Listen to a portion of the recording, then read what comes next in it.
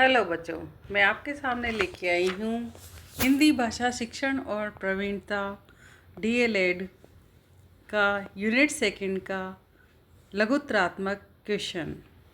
ठीक है, तो हम लघुत्रात्मक क्वेश्चन कर रहे हैं अभी यूनिट सेकंड के।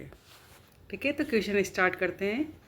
प्राथमिक स्तर पर आकलन करते समय किन बिंदुओं को ध्यान में रखना आवश्यक है? ये डीएलएड 2018 में क्वेश्चन आया था। ठीक है, उत्तर: प्राथमिक स्तर पर आकलन करते समय कुछ बिंदुओं का ध्यान रखना अपेक्षित है। पहला बिंदु है आकलन की प्रक्रिया में बच्चों की मौलिकता, कल्पनाशीलता तथा सृजनशीलता के पर्याप्त अवसर हो। यानी कि ऐसी गतिविधि हो बच्चों में तो उनमें मौलिक भावना भी जब उनके मन में आए, कल्पनाशीलता जागृत हो और सृजनशील बने, यानी कुछ करने को हमेशा तत्पर रहें। दूसरा पॉइंट है आकलन व्यक्तिक, सामूहिक, सहपाठियों द्वारा तथा स्वयं मूल्यांकन प्रक्रिया से हो।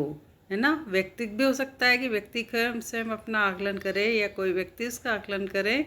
दूसरा सामूहिक भी हो सकता है कि 5-7 बच्चे ग्रुप बना के उसको करे, ये भी हो सकता है। सहपाठियों द्वारा भी हो सकता है कि कोई कार्य कर रहा है, उसके सहपाठी उसका निरीक्षण कर रहे हैं, उसका मूल्यांकन कर रहे हैं, या वो स्वयं भी अपना मूल्यांकन किसी प्रक्रिया के द्वारा कर सकता है। तो आकलन व्यक्ति, सामूहिक, सहपाठियों द्वारा तथा स्वमूल्यांकन प्रक्रिया से हो।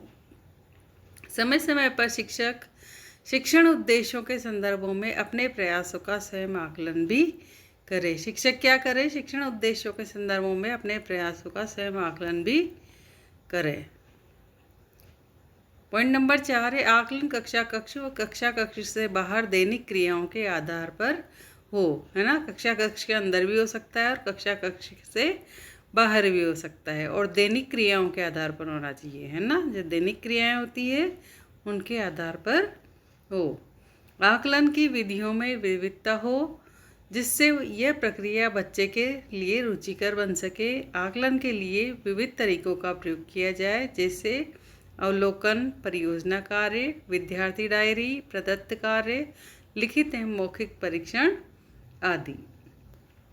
पॉइंट नंबर 6 है विशेष आवश्यकता वाले बच्चों का आकलन उनकी क्षमता और उनकी सीमाओं में ध्यान में रखकर किया जाए। है ना, कुछ बच्चे ऐसे होते हैं जो विशेष होते, स्पेशल कहलाते हैं, यानी कि जिनको सीखने समझने में थोड़ी सी दिक्कत आती है ना, तो उनका आकलन करते समय उनकी जो क्षमताएं हैं, सीखने समझने की क्षमताएं हैं, उनको ध्यान में रखकर ही उनका आकलन किया जाए। पॉइंट नंबर 7 है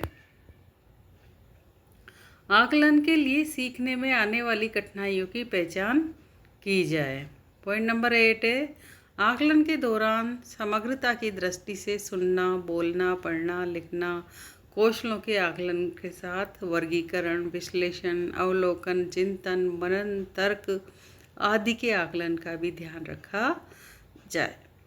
पॉइंट नंबर 9 है आकलन निष्पक्ष, न्यायपूर्ण, विवेक संबंध एवं पूर्वाग्रह से मुक्त हो। जो भी व्यक्ति आकलन कर रहा हो एक तो निष्पक्ष हो, मतलब कि उसके मन में ये भावना नहीं हो कि मैं किसी के प्रति अपने पक्षपात करूं। है, निष्पक्ष होना चाहिए, वो न्यायपूर्ण होना चाहिए, सही न्याय कर सके उस बालक के साथ, वो होना चाहिए। विवेक सम्मत होना चाहिए, उसके अंदर बुद्धि, विवेक की क्षमताएं होनी चाहिए जिससे वो सही तरीके से डिसीजन ले सके, सही तरीके से अवलोकन कर सके, आकलन कर सके।